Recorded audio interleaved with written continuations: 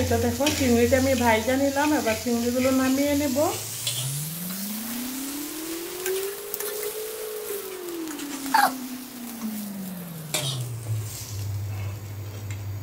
এই তো চিংড়িগুলো সুন্দর করে ভেজে নিলাম।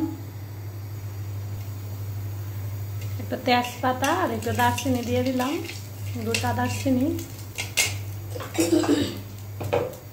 গলাটা কেমন জানি খালি কুসকুস করে। গরম তেলে একটু আদা আর একটু রসুন বাটা একটু ভেজে নিলাম, এবার সবজিগুলো দিয়ে দেবো।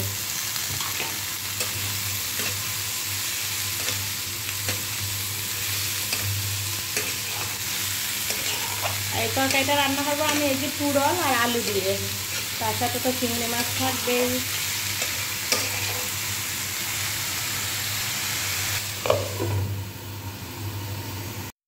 গুড মর্নিং বন্ধুরা, কেমন আছো তোমরা সবাই? আশা রাখছি যে যেখানে আছো সবাই খুব ভালো আছো, সুস্থ আছো, আর আমি মোটামুটি ভালো আছি। তো বন্ধুরা, আসলে আমি কিন্তু সকাল থেকে টের পাই নাই যে আমার এত পরিমাণে জ্বর হয়ে যাবে। তো সন্ধ্যার পর মুহূর্তে আসলে আমি টের পাই যে আমার কী পরিমাণে জ্বর। তবে সারাদিন মাথা ব্যথা, শরীর ব্যথা, কাশ ওইগুলো আসলে আমি টের পাইছিলাম, কিন্তু জ্বরের পরিমাণটা আসলে টের পাই নাই। তো সেই অসুস্থতা নিয়েই সকাল থেকে টুকটুক করে একদম রাত পর্যন্ত সংসারের প্রত্যেকটা কাজ একা হাতেই করতে হলো। কি করব বলো, বাসায় তো কেউ নাই করার মতো, আমাকেই করতে হবে। তো সেই জন্য এইভাবেই করে গেলাম। তো ভিডিওটা দেখতে থাকো শুরু পর্যন্ত, শুরু থেকে শেষ পর্যন্ত, আশা রাখছি ভালো লাগবে। আর আসলে আমার না কথা বলতে ভালো লাগতেছে না, সেই জন্য কথাগুলো যেন কেমন জড়িয়ে জড়িয়ে আসছে। তো বন্ধুরা, এটাই বলবো, যদি ব্লগের কোথাও কোনো অংশ ভালো লাগে তাহলে লাইক দিয়ে আমার পাশে থেকো।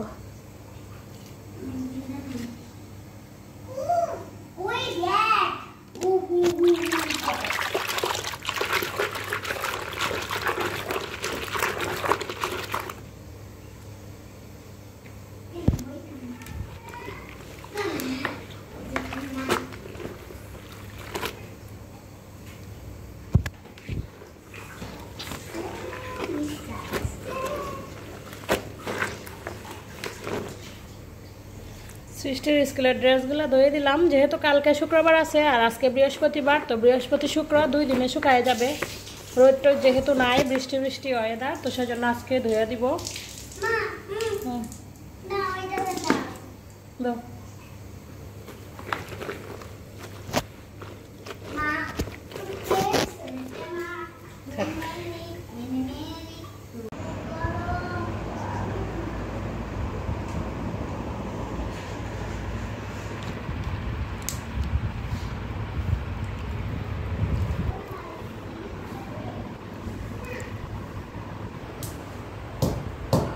রান্নার রুমে অনেক গরম, ওইখানে যেহেতু ফ্যানের কোনো ব্যবস্থা নাই, তো সেই জন্য এখানে নিয়ে আসলাম।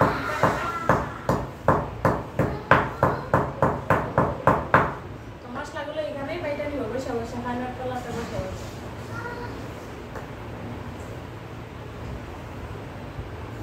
এমনি গরম, আরো বাটাবাটি করলে তো আরো বেশি গরম লাগে, তো সেই জন্য এখানে নিয়ে আসি।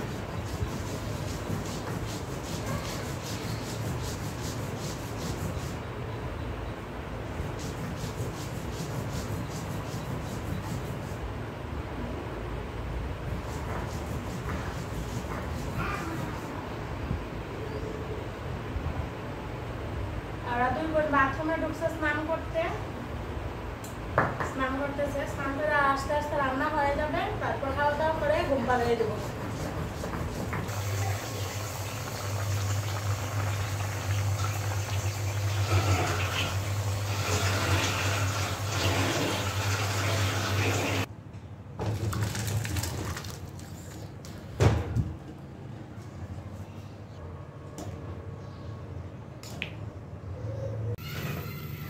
কচুর মোড়া দিয়ে বড়া করব, তো সেই জন্য যে দেখেন একটু কচুর মোড়াকে একটু সিদ্ধ করে নিলাম, তারপর সিদ্ধ করে নিয়ে শিলপাটাতে একটু থেতো করে নিলাম।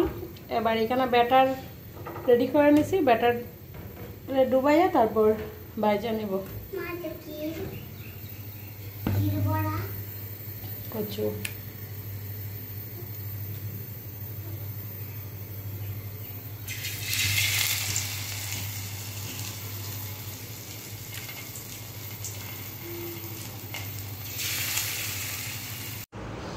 তো বন্ধুরা এই তো দেখো দুপুরে রান্নাবান্না কমপ্লিট।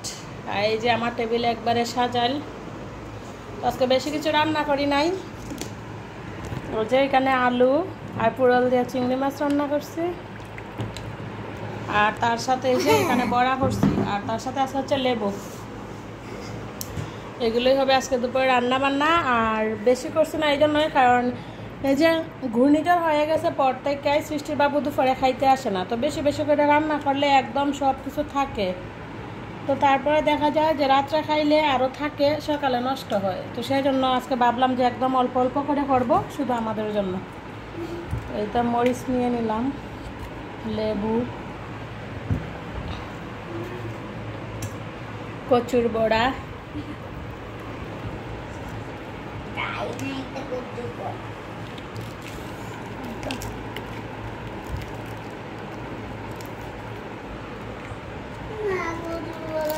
তো চলেন খাওয়া দাওয়াটা করে নেই, তারপর আবার আপনাদের সাথে দেখা হবে।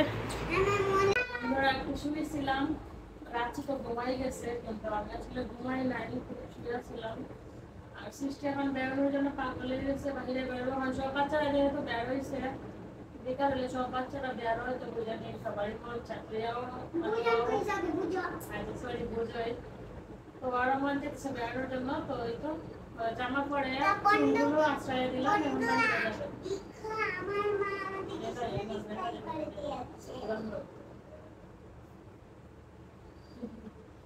তো ওরা এখন বাহিরে যাবে, তো আমি বসে বসে ভিডিওটা এডিট করবো। আজকে ভিডিও এডিট করে না, 7টার সময় ভিডিও ছাড়ার কথা, এখন বাজে 4:30। এখন আমি ভিডিও এডিটই করি নাই। বললাম আজকে প্রচন্ড প্রচন্ড পরিমাণে শরীরটা খারাপ লাগতেছে, তার জন্য যে সৃষ্টি দোল খায়, দোলনাতে বসে বসে।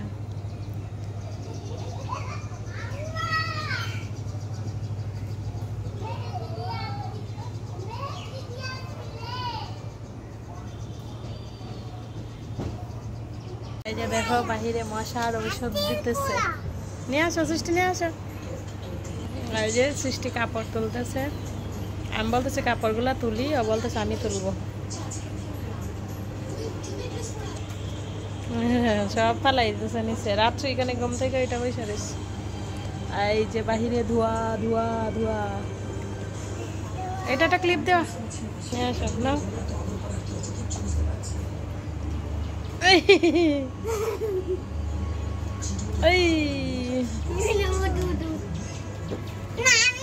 এটা ফাটতো না, নাও। আচ্ছা ওইটা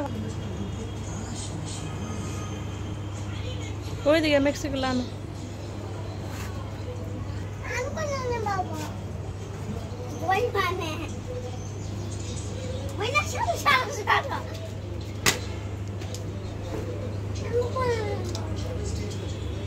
এই ক্লিপ লাগাই লাগাইলা দে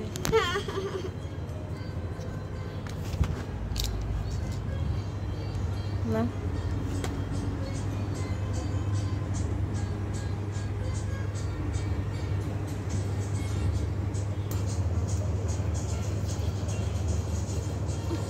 বাবা বন্ধু দেখো কত কাটি।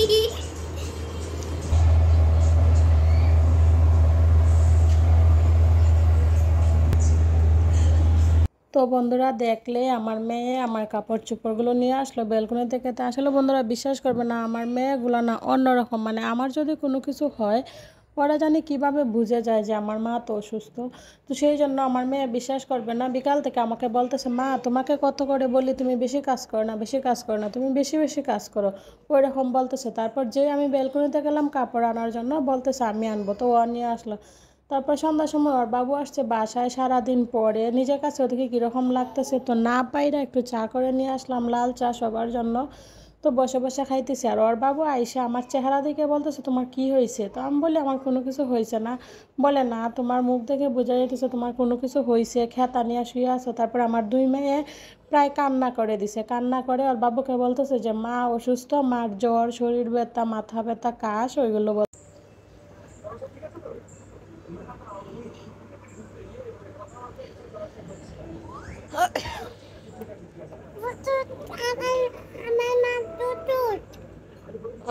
আমার মার চোখ।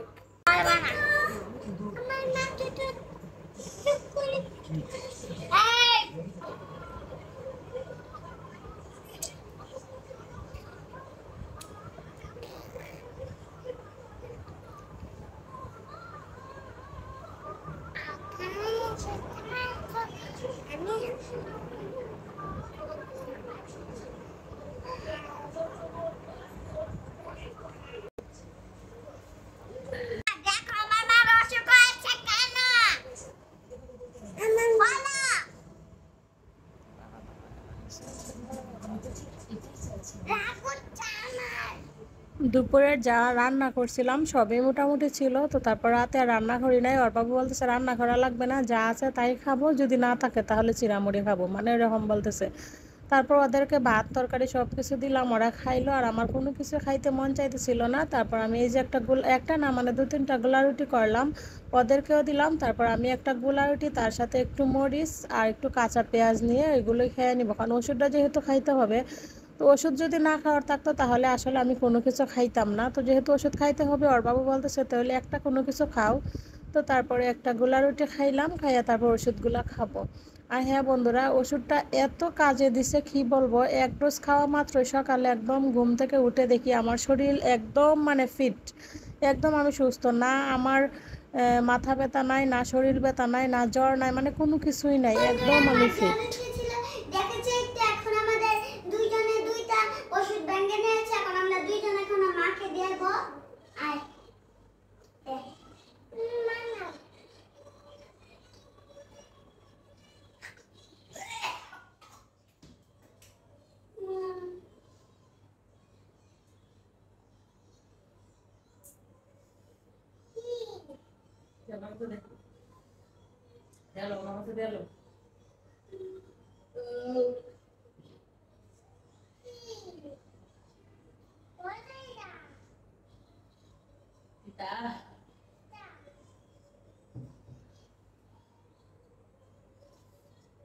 যাও সিধে আসো, ভয় পাই যাও, যাও তুমি সিধে আসো।